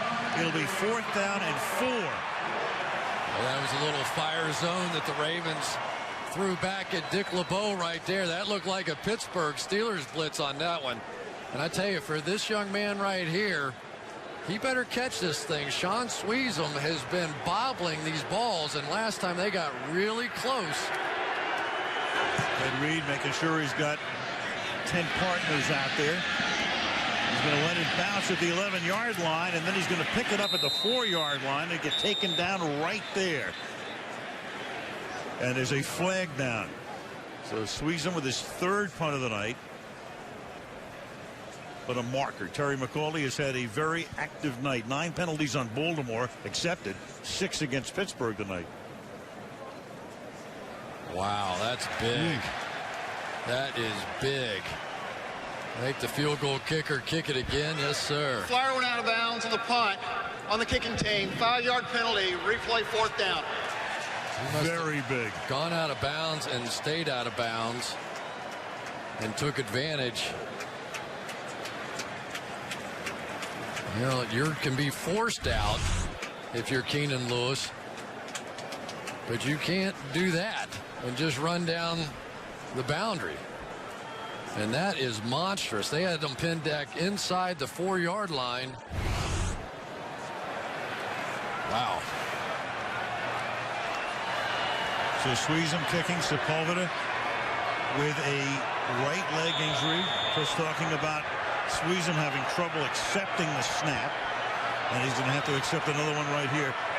And now Ladarius Webb goes back to receive this punt instead of Reed, who had the big return earlier in the game. Let's see. Sweezum is trying to catch these punts in his belly instead of in his hands, which he does right there. A little basket catch, wobbly spinning kick, fielded at the 16-yard line. And he brings it back to the 27. So a 23-yard differential because of that penalty. Instead of the 4-yard line, they started the 27-yard line with 4:43. Roethlisberger, the bloody nose, which looked like it was broken on the first series, but he hasn't missed a beat. There are Flacco's numbers tonight. That one drive resulting in an Anquan Bolden touchdown, the only touchdown of the game. And of course, the key injuries starting with Heath, Miller with a concussion. Adams also coming out of the game, and here we go for the final 4:43. Don't forget the Steelers wasted that one timeout earlier. They only had 10 men on the field on a punt. So they have 2 plus the 2-minute warning. Willis McGahee is the running back as they start from the 28 and they give it to the former Buffalo Bill. And he gets stacked up at the 29-yard line.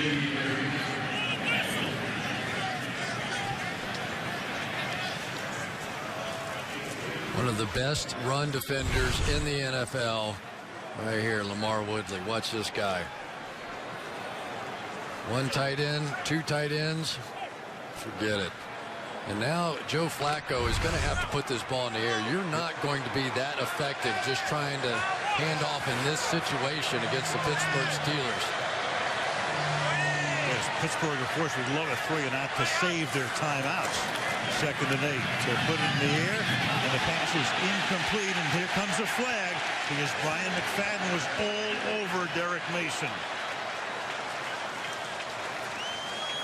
Couldn't tell, but it looked like McFadden. Pass interference, defense, number 20.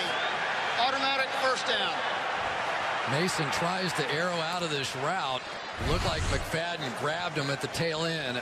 Let's see, man coverage. Just kind of hooked that arm on the inside.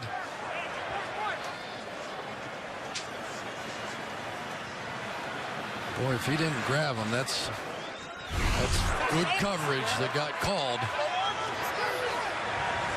Tough night for Brian McFadden. The 1st down up at the 38-yard line. Rice is back in. And now Flacco's going to take a timeout with the play clock winding down. The second half, going back to the Pittsburgh locker room. And with Spaeth down tonight again, Pittsburgh down to 1 tight end, down to Johnson, minus guys along the front. Been a rough night. Rice up to the 43-yard line. Interesting there, Al, that they went nickel on 1st and 10, basically daring the Baltimore Ravens to run the football. They came out, they took defensive linemen out of the game and said, we're going to stop you with our nickel. Go ahead and run the ball, and they did and picked up 5. 2nd and 5, and of course Flacco will milk the clock as far down as he can. 3:25 and ticking down in the 4th. He gets knocked down, and the ball is loose, and it's Polamalu. It's picked up by Woodley, and he gets taken down to the 10-yard line. Huge play. Flacco going back, and unless that arm was coming forward, this will stand. You knew it was going to happen sooner or later. James Harrison hard down inside. And Polamalu just so explosive, so fast. I don't know, I didn't see it. I thought the ball was out.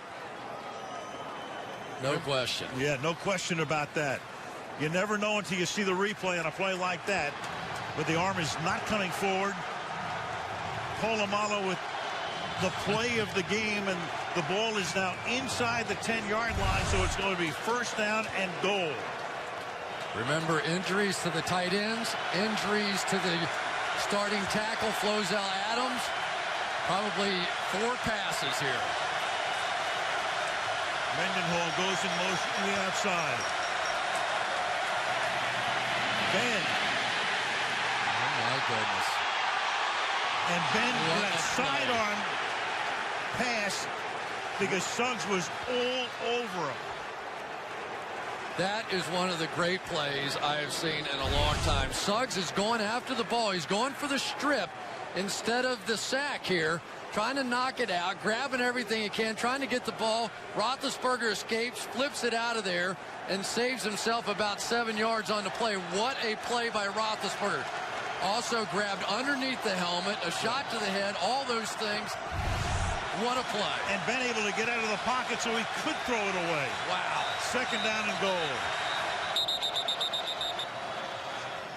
And now a timeout is taken. Second charge timeout, Baltimore. By the 30-second timeout. You can say anything you want about Ben Roethlisberger. That guy has sucked it up tonight. He has. And played with all the heart you could ever want. And not much help. They have not been able to block Terrell Suggs all night. This is unbelievable. It's as good a play as you'll see. With the uniform still blood-stained from the bloody nose incurred on the first series of the game, with a shoe that's 1.5 sizes larger than it would normally be because it was built up to protect the foot. Clearly took a shot before the game. And there are the numbers, and especially in the second half. The old Ben. Suggs is to Ben's left side again. Second down and goal.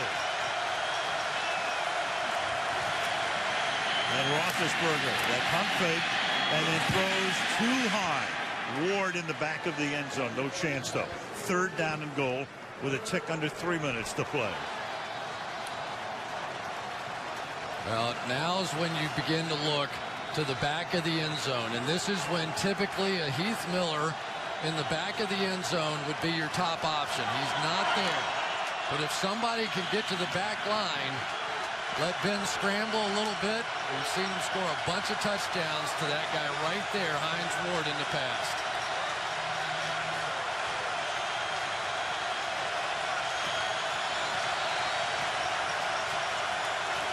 Ravens are coming.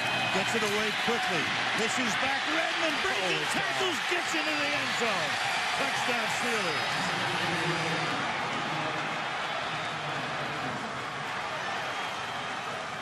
Isaac Redmond.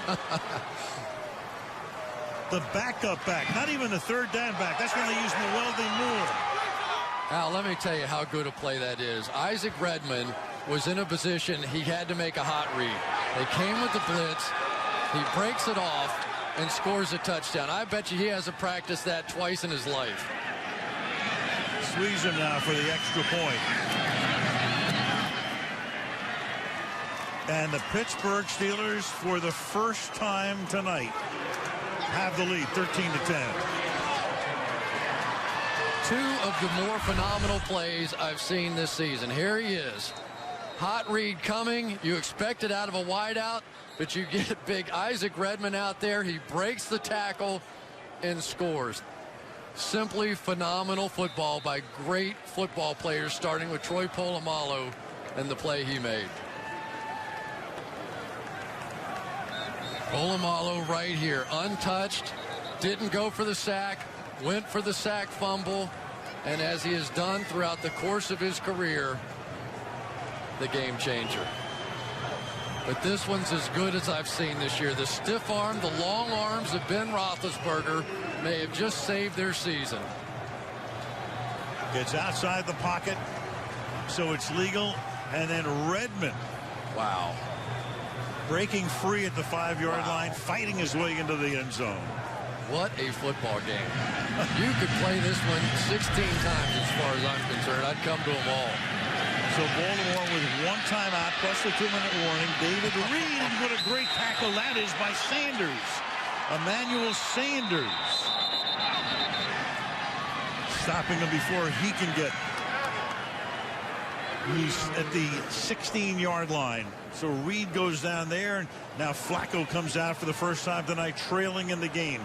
2:50 to play. Well, remember, this is exactly how the last one ended. Joe Flacco had to put together a drive at the end. He did. He hit the big touchdown pass to T.J. Houshmandzadeh with about 20 seconds to go. And here you go, Joe. You want to make a name for yourself. Beat the Steelers twice late in the 4th quarter in the same year. That was a 40-yard drive in Pittsburgh on the first Sunday of October. Pressure on Flacco, and Flacco's going to go down at the 10-yard line. James Farrior bursting through. And Harrison got there to clean up. That time Ray Rice missed. Here's Farrior. Ray Rice is going to miss right here, and it's a big miss. Farrier's had 3 sacks, I want to say, in the last 4 games. They're bringing pressure outside. Got there. Now they bring pressure inside. Get there. It's what makes Pittsburgh so dangerous. They can blitz any one of the 4 linebackers anytime. Second down and 18 from the 10-yard line. And Flacco will throw, and it will be caught just short of the first down. Bolden out of bounds at the 28-yard line. Got position on William Gay and turns a 2nd and 18 into a 3rd and 2. Well, this time Ray Rice got the job done. Going to come over from the right side. There's Farrior there, and Rice gets it. Flacco has time to stand there, and Anquan Bolden beats the nickel coverage to give him a chance. 2:10. 1 timeout and the 2-minute warning for Baltimore.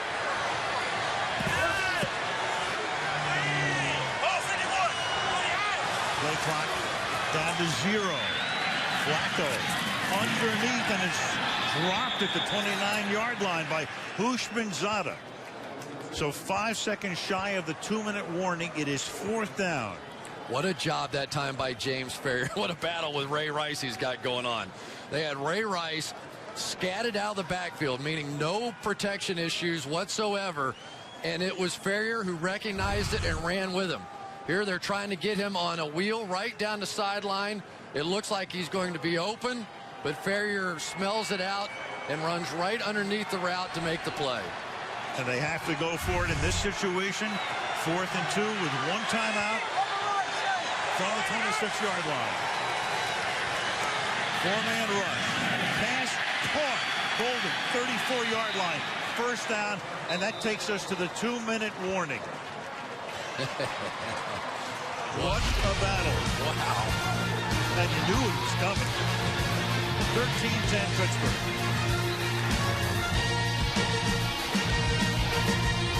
All Week in America on NBCSN. Now Baltimore has already used 2 timeouts. One because the play clock was running down. The other defensively. After Pittsburgh got the turnover 1st and goal. So they just have 1 with 1:56. Flacco stepping up, throwing into traffic, and that's caught. And what a series for Bolden. That's the reason you pick up a guy like that from the Arizona Cardinals. Polamalu and Clark with a coverage 19-yard gain. Great pocket presence by Joe Flacco. Stepped up right between the blitz and made a brilliant throw. A minute and a half. Flacco stepping up again. Slings that one out of bounds. Mason looks for a flag, and there it comes. And again, they worked on McFadden. Pass interference, defense number 20. Automatic 1st down. Not even sure why he did it, but McFadden on the tail end of this Guess he just doesn't see the ball. Just going to push Derek Mason out of bounds. And I guarantee you, before it's said and done, Brian McFadden is going to get plenty of action over there. And Tomlin's trying to say uncatchable. But the official was standing right down the sideline that made the call. Yeah, Mike is 53 yards away from the 39-yard line. Flacco hits him, leashes one toward the end zone and incomplete, and that's Clark batting it. And Harrison planting Flacco as he got rid of it. Boy, James Harrison that time with a perfectly legal hit on Joe Flacco. Just as he threw that ball, the helmet off to the side. That's exactly how you're supposed to do it. Obviously not the dramatic effect. And Brian McFadden thought he had the one that was going to preserve his night tonight. Perfect tackle. And instead, McFadden is slow in getting up and has to be assisted off the field. So they've been working on him. And of course, Flacco and Cam Cameron calling the plays, duly noting that. I tell you, we should give some credit to Ryan Clark on that play as well. Not to get too technical, but they were in a quarters coverage and the post should have been there. Ryan Clark came from the backside of that play and made it. It was a guy that understood the situation. And you saw Madison come into the game, and he's going to cover the slot man who is Bolden on this play. Second down and 10. Underneath, that is caught by Rice. And Rice will take the ball to the 35-yard line. So upcoming is a huge 3rd and 5 with a minute. If you don't gain a yard here, do you try to kick a 51 or 52-yard field goal? You have only one timeout. 3rd and 5. And the pass is Not trying that to way. roll out of bounds is Ed Dixon, but he can't. So the ball is in bounds with the clock still ticking at the 32-yard line. And now it is 4th down and 2. And Baltimore will spend its final timeout. So if you're John Harbaugh right now, 4th and 2, if there's such a thing as a prevailing wind in the stadium right now, where the wind swirls as it does in almost every stadium, you're kicking into it. Well, Cundiff has had a tremendous year this year. 18 of 21 coming in with a long of 49 yards, which is about how long this one would be. But trust me, based on the kickoffs that we've seen tonight, that would take about a 55-yard kick, in my estimation, to get it there. Boy, this is a tough call here for a head coach. And looks like they're going to go for it. Most of those kickers know in pregame warm-up what their range is each way, and apparently for Cundiff, he didn't think he could get it there from here. Not from 50, so they'll go for it on 4th and 2 with no timeouts. And Flacco trying to keep it alive, and he bounces one to Ed Dixon on the outside, and the Pittsburgh Steelers will take over and run the clock out. Joe Flacco tried to go to Anquan Bolden on the right.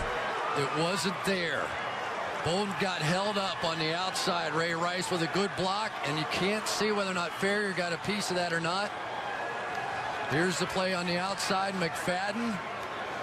Did he hold? Did he grab? Who cares? Doesn't get called. Does this one get tipped?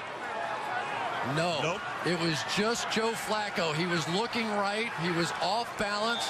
Saw the open receiver and just short-armed it.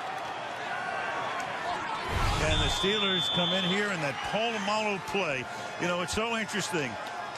I said live by the sword, die by the sword. He blitzes early on. You've got that huge completion to Bolden, which helps set up Baltimore's only touchdown of the night.